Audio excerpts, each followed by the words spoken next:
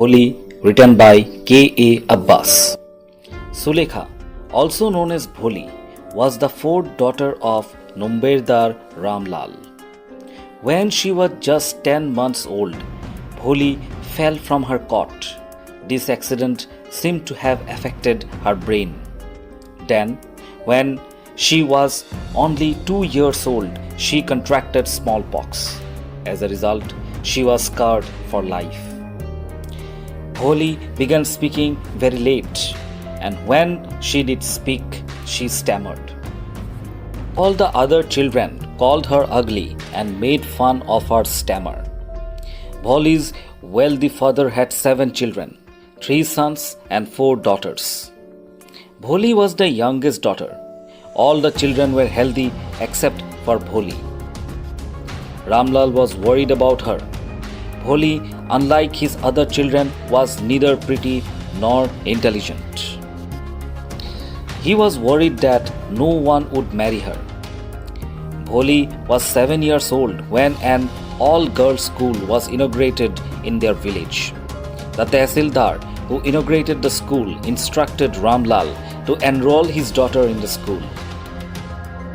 The revenue officer, you are the representative of the government in the village and you must set an example to the villagers that you must send your daughter to school. Ramlal consulted his wife. His wife reacted with horror. Are you crazy? If girls go to school, who will marry them? But then she considered the situation. Bholi was an unattractive child. There was little chance of her marrying someone anyway. I will tell you what to do. Send Bholi to school. As it is, there's only little chance of her getting married with her ugly face and lack of sense. Let the teachers in the school worry about her. So Ramlal told Bholi that she was going to school. Come with me, I will take you to the school. Bholi was frightened. She remembered how their old cow had been sold because she was no longer of any use to the family.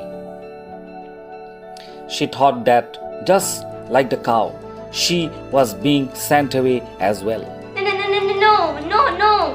What is the matter with you, you fool? I'm only taking you to the school. He told his wife to clothe her in a decent dress. You wear some decent clothes today.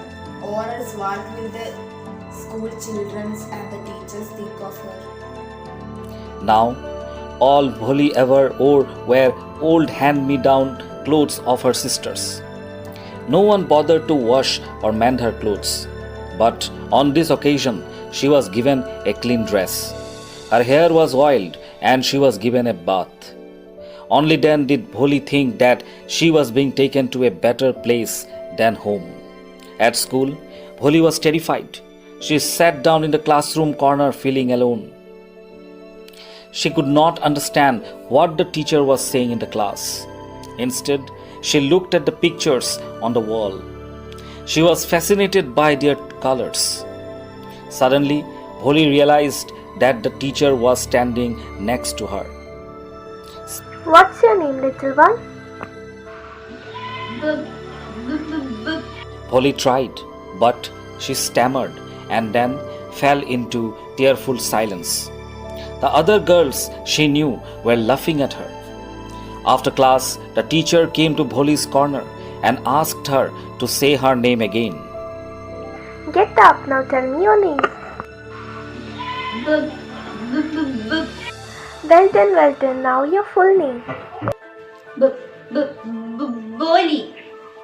Well done, put the fear out of your heart, then you will be able to speak like everyone else. Yes, it will be very easy. Just come to school every day. Didn't I tell you? Now take this book. You will be able to read this book in 1 month. Then I will give you a bigger one, then a still bigger one. Then you will be learned than anyone else in the village. No one will laugh at you. Everyone will listen to you with respect. You will be able to speak without slightest stammer. Understand? Now go home and come early in the morning. Bholi felt hopeful for the first time in her life. Thus, the years passed by. Ramlal had arranged a match for Bholi. Shall I accept Rishabh's proposal? Yes, certainly. Bholi will be lucky to have such a wife to the bridegroom. a big shop, a house of his own, and I hear several thousands in his bank. Moreover, he is not asking for dowry. That's right. But he is at the same age as I am. And he also have wings. Moreover, children from his first wife is quite too old. So what does it matter? 45 or 50 is no great age for a man. We are lucky that he is from another village and does not know about her poor marks and lack of sense. If he does not accept this proposal, maybe she will remain unmarried for her life. But I wonder what Boli will say. What will that little son say? She's like a dumb cow. Bishambar Nath came with a big party of friends and a wedding band. Ramlal was overjoyed to see such wealth and splendor. Bholi's sisters were also envious of her good fortune. Bring the bride. Bholi was led to the auspicious fire to be garlanded. A woman pulled her veil back from her face. Bishambar was surprised to see marks on her face. Have you seen her? She has pox marks on her face. So what? You are not young either.